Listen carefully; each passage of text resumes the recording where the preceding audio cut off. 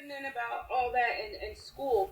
Now, I know you did have hyperphagia, so what were some of the other hurdles you had in school related to PWS, and what do you wish was different or could have been helpful for your school experience?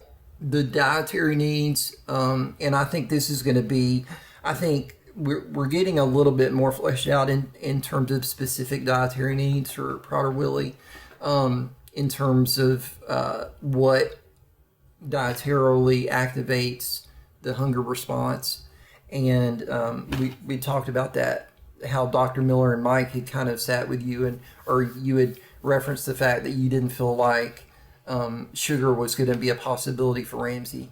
If new drugs coming out, if Ramsey or when other kids develop hyperphagia, the drug completely takes away the hyperphagia and all the symptoms with it, but sugar counteracts it. So you still can't have any sugar with the medication. Yeah. And I think that's true. I'm sorry. Anything sweet. So it's not just sugar. So any artificial sweeteners can't do. Sorry. Yeah. Gotcha. And I guess that would be even like monk fruit or anything newfangled that mimics sweetness at all. And those things, for me, I do think those are a heavy driver.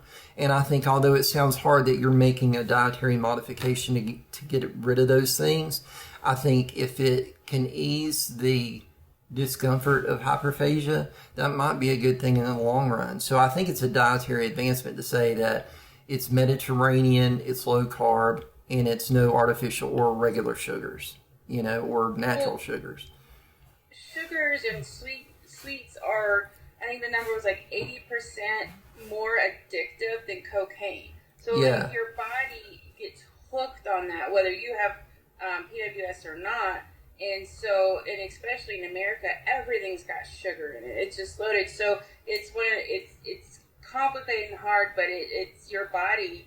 If you think of it in terms of like it being an adjutant to the condition, I really think that's true. I think it not only does it drive people to eat because that's what sugar does, but for us, I think it just it's like pouring salt on the wound, as an adjutant. That's the fire. Yeah. You were going to school, so this was what, 70s and 80s? Yeah. 78. Yeah. Well, 83 to. Well, I don't want to age you. Were there IEPs then at that time, or? That was a battle, because of the way I had to put this in terms that probably aren't contemporary to what people do today, but it's either you're the slow kid or you're the kid in resource classes, and the slow kid, they're hard to figure out. So we'll help them when they need it, but we're not going to proactively help them. So being the slow kid, it took a while to kind of get the supports in place, and it had to be fought for and it had to be argued for. There weren't a lot of resources in schools. Now we learn that the schools get a lot of the funding for special education by demonstrating it, and that the parents have more control over that funding than they know. Something that I learned this weekend, that we can kind of direct the schools around the support instead of the school directing the supports to us, for our kids. Yeah, it was very kind of Wild West there for a while when I was, growing up, my mom had to argue for me to get OT in school, to get any help with my speech, to get any help reading. It was hours after school, like we're gonna go meet with the exceptional education teacher, and we're going to meet with the principal, and we're going to get you a therapist. And I'm not giving up, because you cannot continue to do these things, because I'm going to the doctor and the doctor is saying, well, aren't you doing this and this? And they're directing me back to the school. The doctors were putting her in the middle, and she had to fight every battle to get every assistance at school. It wasn't a set plan. And now I feel like a daughter that has an IEP that, you have to, they're going to check off those boxes. They're going to fill out that form, but they may not be given the service that they're putting on that paper. And your child deserves that service and whatever service they haven't even thought about. that's on that paper. You might even have to fight for it.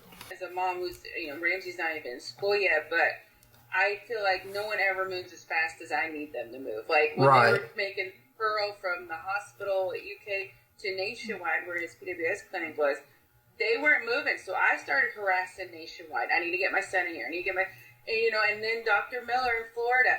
I called her office so many times. The nurses literally told me to stop calling. They would call me when they had an appointment, and then Dr. Miller herself called me. But I'm not afraid to harass people to get my son what he needs. Like, you all need to be at my pace. And that's the thing. You got to do that. Even adults, kids, with my doctors, I'm like proactive. Like, let's do this. Let's figure this out.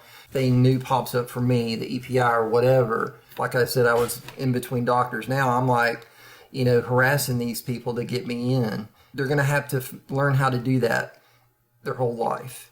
They're going to have to advocate for themselves. And like you were saying, it's unfortunate. So I wish that, unfortunate, there are so many out there that can't advocate for themselves. So I think it's great for people like myself, people like Ramsey.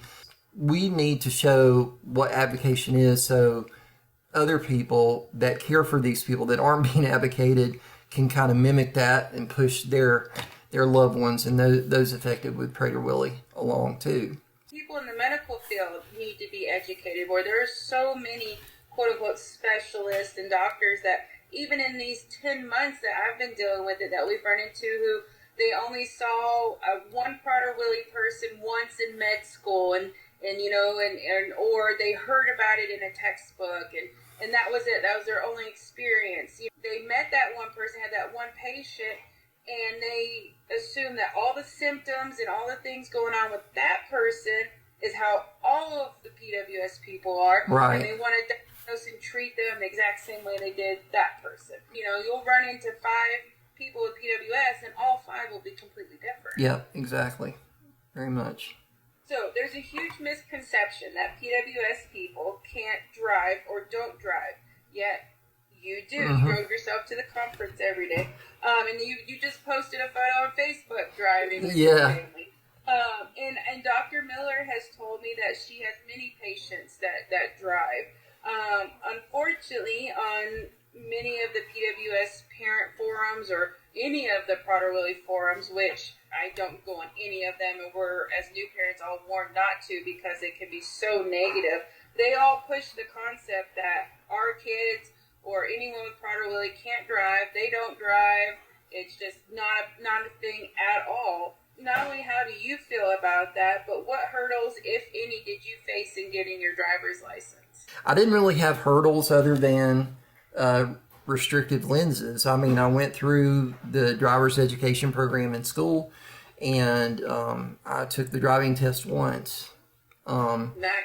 There's quote unquote typical people who can't do that.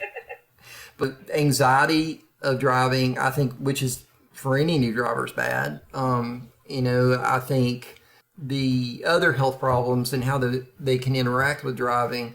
I've had some different situations go on with that, but beyond that, there was nothing inherently saying that I can't drive. There wasn't one single part of my diagnosis that really stood in the way of me driving.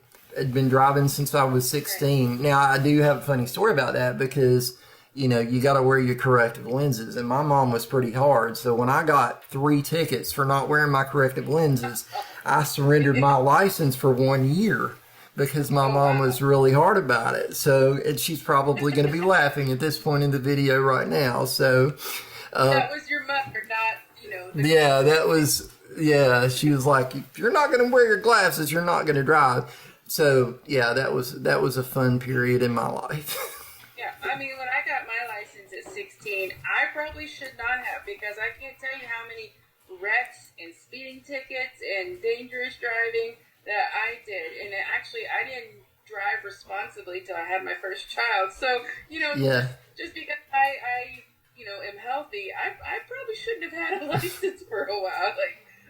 But what I've heard from other people, because when I talk to other parents, that's one of the questions I ask. Does your teen drive? Do they drive? Well, yeah. I've heard things like, there's narcolepsy. A lot of them, or is it cataplexy. I can't remember. It's one of the rare symptoms sometimes that come with PWS. So that causes them not to drive. Or poor reflexes, or extreme anxieties. And, you add that with anxiety of driving, and it's too much for them. So I've heard a lot of different reasons why, but there are unfortunately more that don't than do. But I think to highlight those that do, again, even if my son never drives, I can have that hope right now because I know there are people out there that are driving. Absolutely. To me, that's the biggest thing, is to always have hope. Like the whole theme of the conference this year was hope, right? Yet so many parents and medical professionals I run to are either hopeless, or they claim that, there's hope out there, but then when you show hope, they try and crush it. The psychiatrist that we have at the PWS clinic, he meets with Ramsey each time. They don't do anything, but basically he gets a baseline of him, so that if he ever starts showing signs of autism or anything else, they know where he started from to where, if anything changes. I had shared with him, he's socially and cognitively, he's hitting his milestones and doing what he's supposed to. And the guy literally said, they do that to about 3 or 4, and then they just regress. And they stop developing. While their peers, they stop it through. Here's my hope, and you just, crushed it. And you're supposed to be this helpful person here. And this is the psychiatrist at the PWS clinic. If that's how he feels, why would I feel any differently? Why would I think my kid could be more than a 3 or 4-year-old mentality? And I could name so many examples of that. So it's hard because, like I said, anytime you show those signs of hope that they tell you to have. So what was dating like for you? Did anyone ever not want to just because of your diagnosis? And then now you are married. I am happily married. So how, has she faced any troubles or stigmas being the wife of a prader-willi person? Because again, if you Google it, they're all supposed to be a certain way. So I think that, with stages in intimacy, as far as when you build relationships, you kind of start off getting to know someone, and then you kind of start to relay what things are. And I think when we I'll start with dating. Dating always for me was friendship to dates and the way that they normally are, and I never really got to a point where I had to communicate too much about prader-willi syndrome. I think when I got into actually into college and into more serious relationships, a lot more was conveyed, but and that really, the people that I dated, it never made them too uncomfortable, because I think the thing about having a relationship with someone or dating someone is you're pretty much, you are what you are, right? You see what you get, that's the way it is. So if that person's accepting you to date you, then they're going to accept you for those things that they learn about you as well.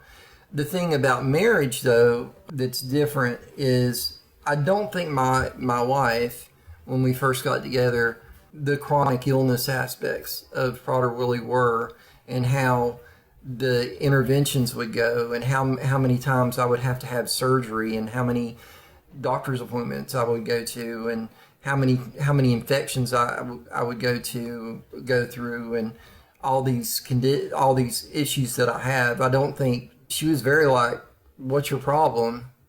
when we got together, because it's like you see your significant other, your husband, or suck it up, buddy. you're like, don't be a baby, and you've got all these things going on, and you're like, you don't know me yet, and but then it evolves. Oh my God. Yeah. To care for yourself, Yeah. No, I'd probably tell you to suck it up too. That's how I think, but as women, to be so much up that we, I've had so much illness myself going on, But I'm so caught up taking care of Ramsey and his sisters, I don't have time to care for myself. And there's no one else to care for these children, so I have to suck it up. Like, I've put off a medical procedure till October 13th because I need what's it called, an endoscopy.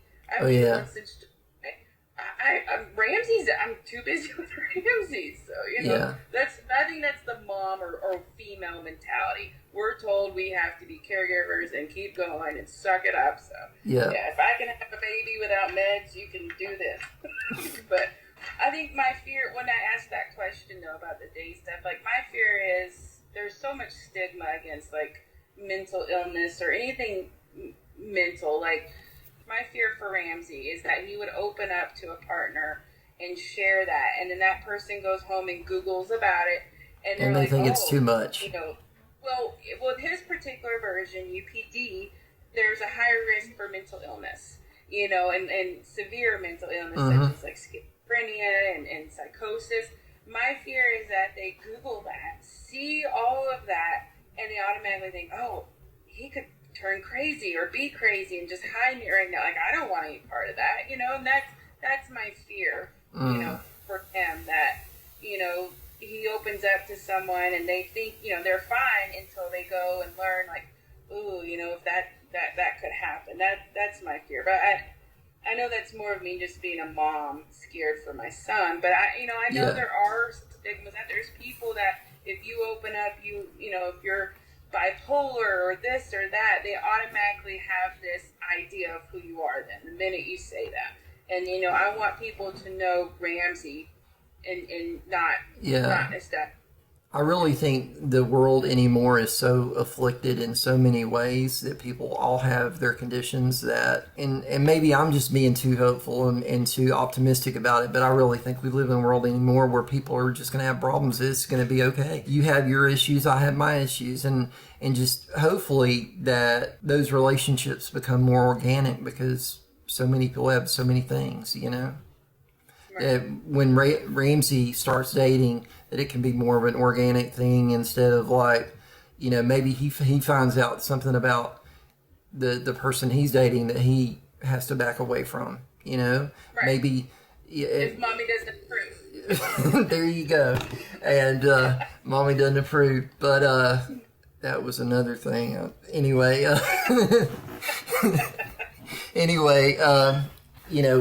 I think the world's getting better. I think there's still a lot of cynicism and like you faced with that psychiatrist that like he couldn't communicate adequately the fact that there might be a plateau in his experience, right? It wasn't that he's going to develop this far mentally and be this way and then he's going to drop off a cliff. Who knows? It's just ignorance with people like that. This is the same psychiatrist who, in May, during prader-willi Awareness Month, gave me a sticker that said, I love prader-willi. And I chewed him and the nurse out because I said, look, I love my son more than life itself, but I hate prader-willi syndrome. Yeah. I said it had devastated our family and it has made life hard for my son. I said, I don't know a single person out there, parent or person with PWS, that loves PWS. It's not one of those things. If you could get rid of it, I'm sure every single person would. If you could get rid of all your health issues due to that, I'm sure you would. Like, I want to raise awareness. Like, I have PWS awareness shirts. Yeah. But I do not love PWS. I do not want people to think that Who would come up with that? Who would come up with that? Like, I love prader-willi. They were like, the nurse started apologizing, say, oh, I'm so sorry, yeah, whoever did that was tone deaf, and we'll throw these away, blah, blah, blah. Well, I took a picture and sent it to all these moms, and I'm like, not one person could believe it. They were all furious. They're like, we know each other, we're glad we met, but honestly, if we didn't have to be a part of this community, we wouldn't, because we want our children to be healthy and happy and not have to deal with all this on feeding tubes and all the stuff. And it's just like, how could you ever make a sticker like that? And this guy's a psychiatrist. He clearly didn't think through it. Yeah. Well, kind of piggybacking on all that. Now, prader-willi men are sterile, because there's never actually been a documented case where a male has physically, reproduced. And so, but it's not that they can't. And there's actually been 5 females that have had pregnancies, so they're not sterile. My question is, so Ramsey actually right now has a 50-50 chance of reproducing. He had no genitalia issues, and of course we have to wait on so many factors. Will he hit puberty all the way? How is he mentally? But my question to you is, I know you couldn't physically, but if you could have, would you have had a biological child? Oh, absolutely. Or would the risk of that, or would anything have held you back in that way? Because when I mentioned to another mom once about this with Ramsey, her very first instinct was, well, wouldn't you want to get him sterilized?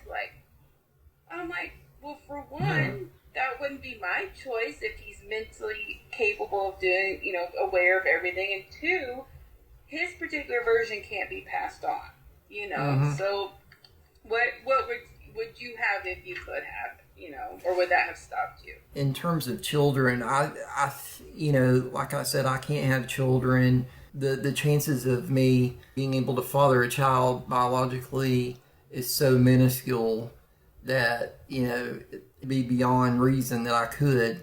I always thought, and I still think, and I think the same way around, natural birth in my situation and adopting, is that I'm going to get a little spiritual here, is that the Lord will lead you to the kids that the Lord wants you to have. So I just put it in God's hands and said, if I have a biological child, that's wonderful. You let that happen, Lord. If I have an adopted child, it's wonderful too. You led that child to me, and He did not disappoint me. I tell people this story that when we went to adopt my daughter, the home study, which home study sounds like a generic term, but it really means that everything each individual in the house had, like all their problems, all their profile, who they are, basically dissected and put on display for potential children, or for the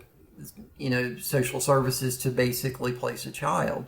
The thing was that my daughter hadn't had any affirmative genetic diagnosis yet, and they thought that she had Prader-Willi syndrome. So they were like, well, let's put this Prader-Willi child with this Prader-Willi adult, and we'll make a family that way, and it'll work. I do think that was the Lord's will. Now, it didn't ended up that my daughter doesn't have Prader-Willi syndrome, but it does verify for me that putting your faith into the Lord about those matters can really lead miraculous things down your path. Well, you kind of answered in that follow-up question and statement I was going to make. As a parent, you're told we're told that they can't reproduce. That the idea of grandchildren with that child is just off the table. Well, and so that's what I was left to believe. But then, meeting you or hearing your story, I realized even if physically he couldn't, there's still so many options out there. And then of course, I never want kids, so, and that's fine with me. I've got 3 daughters. I'm sure I'll get a grandkid somewhere, but there's so many other options. There's so many kids that need a good home and need to be loved, so that, he could still be a father one day, but that we're told, and so many people have just given up this hope, like, no, fatherhood is just not an option for them. I wouldn't ever give up the faith or the belief that, for another adult out there that's told that they can, unless it's really don't have any anatomy to have children for it, or that there's completely non-functioning anatomy, I wouldn't give up the hope of it. Resource-wise, for me and my family and the way we looked at it, it would have been 10 times more expensive than a difficult labor to go through reproductive medicine with, because it would have been exorbitantly expensive in the long run for it to even have hope for us to have a biological child. But I think having that comfort and that I won't even say resignation, but just that hope that I'm just going to leave this in God's hands. I think that's where me and her kind of came to a realization that was the way we were going to do it, and it led us in a really good way. So I'm happy. Now, all 4 of my children are biological, but I've heard that the adoption process can be very hard and thorough and expensive. Was it ever an issue with your diagnosis? Did they ever have any, holdups about that, or was it? They asked me a lot of my response and my health and my ongoing things, and I was working full time at the time that we were going through the adoption process. With Prader-Willi, I don't have I won't say that I'm not affected psychologically from it. I am.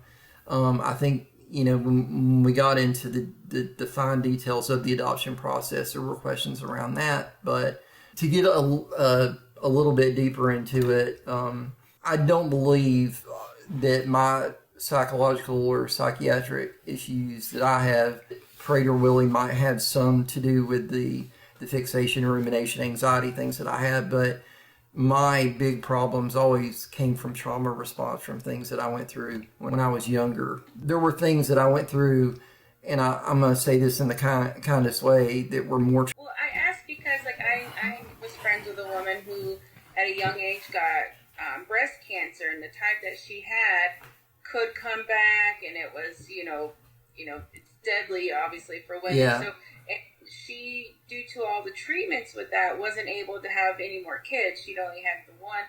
And she was told that she could not adopt because of that cancer and it could come back and all the trauma the treatments had done to her body. So I didn't know if she was told she couldn't because of this diagnosis, if Prader-Willi was a holdup because of the diagnosis itself, or would that just... I think it did exclude us from...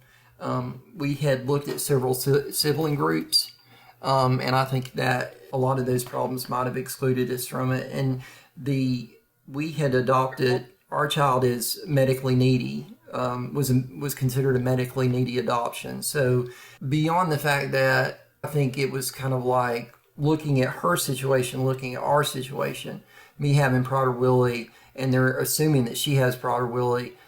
Everything else was just me dealing with Prader-Willi, that I could help her potentially deal with Prader-Willi. Right, but who better to place a medically needy child with than a medically needy father? You've already know the ropes and the routines. Yeah. So, gotcha. Do you think in any way just the diagnosis of Prader-Willi itself has hindered your ability to parent at all, or been an issue? I think that... Because we all have issues. I don't have Prader-Willi, but I feel like I'm screwing my kids up on a daily basis. I know how you feel. I wish I could give, and I think this comes, and I think all parents probably think this, that you wish you could do just a little bit more than you're currently doing. And I think when I feel that, I feel like I do kind of bump up against Prader-Willi a little bit in terms of my chronic illness and the things that I'm having to constantly go to the doctor for.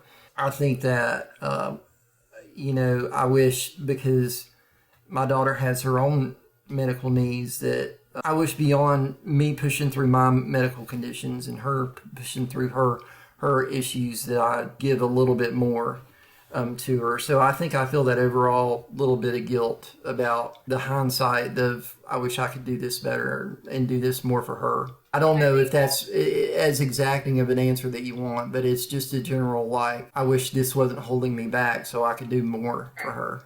Well, I think all parents have guilt and areas that they wish they were better at or could do more. Shoot, I'm considered a typical person, yet I got kicked off a roller coaster at Kings Island 2 weekends ago. I was too big to get on one of the roller coaster or one of the rides with my kids.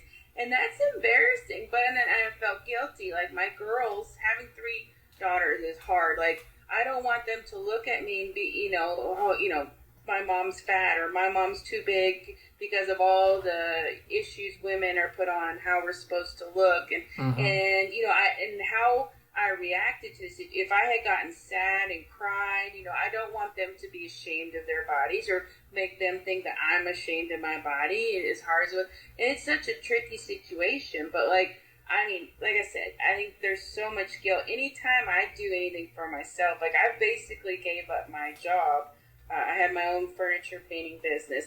Anytime I try to paint or do something, I'm hit with so much guilt. Like, I should be working with Ramsey. I should be researching this, or I should be reading with the 7-year-old, or I should be doing something with the 3-year-old. And I think that's just something as a parent you're gonna have is overwhelming. Yeah. Let's see here.